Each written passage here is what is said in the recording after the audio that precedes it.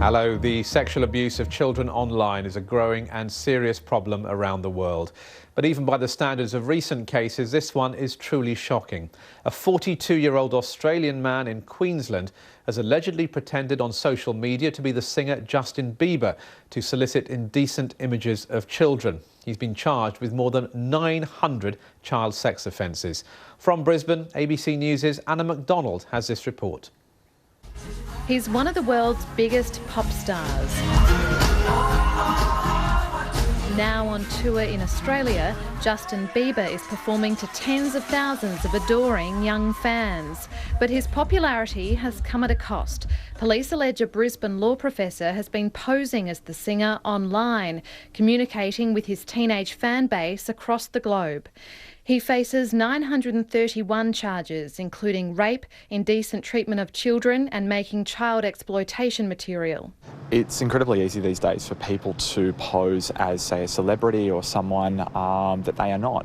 There's essentially a lot of information online, photos and other materials that people can use to build fake online profiles. Police have described the offending as horrendous, saying the fact that so many children could believe that they were communicating with this particular celebrity highlights the need for a serious rethink about online safety education. News of the online grooming has rocked this Brisbane mother and daughter who are going to the Justin Bieber concert next week. 16-year-old Priscilla Haddad says she's not surprised teenagers are tempted to communicate with a fake celebrity online. Sometimes maybe their excitement might get them like, oh wow, this is so amazing, like I'm not gonna, I'm gonna go with it, I'm gonna keep talking.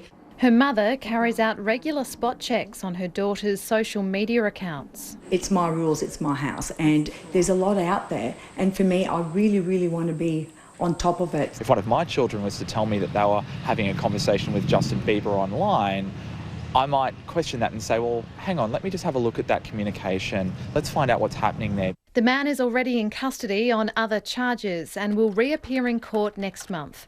Anna McDonald, ABC News, Brisbane.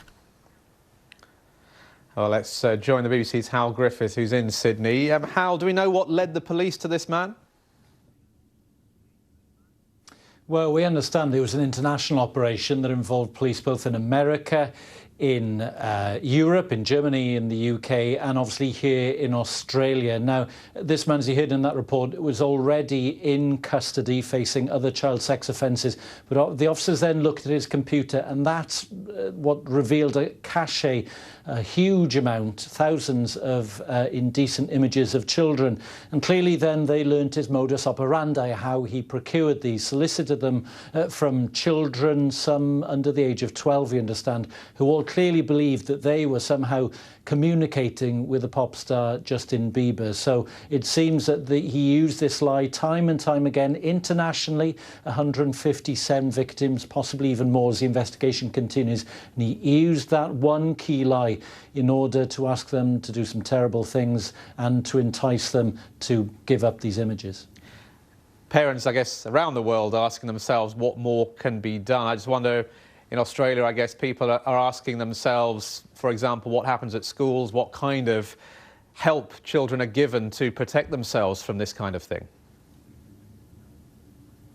Absolutely, and it's noticeable that the police in Queensland actually took this opportunity to hit home that message that there's a societal and a parental duty really to help children understand for themselves the dangers of what's out there online. We talk a lot about the policing, the impossibility of policing the internet, but what they say is that it's important to educate the children about the dangers, and to them this really illustrated how children who are vulnerable and trusting and perhaps hopeful that they really have made contact with a celebrity can then be taken advantage of in a terrible way. Now, this 42-year-old man, we understand that he's a university law professor in Brisbane, he's already in custody. He'll appear in court again next month. Have police in Australia seen anything like this before? Certainly they talk about it being horrific. I think in terms of the number of charges against one individual, it is on the scale really a very, very large investigation. Going back some 10 years, it seems as if he used this lie for a decade, going back to 2007. So I think in terms of the scale of images and the number of images and the duration of offending, it is quite extraordinary. Sadly, however, it's probably not unique. We know that this won't be an individual case, that this won't be the only alleged child sex offender who uses the internet to offend. And therefore, this operation is actually part of a wider operation, Operation Argos, where the officers in Queensland and in Australia join up with international colleagues to try and track down offenders. Hal, thanks very much. Hal Griffith there in Sydney.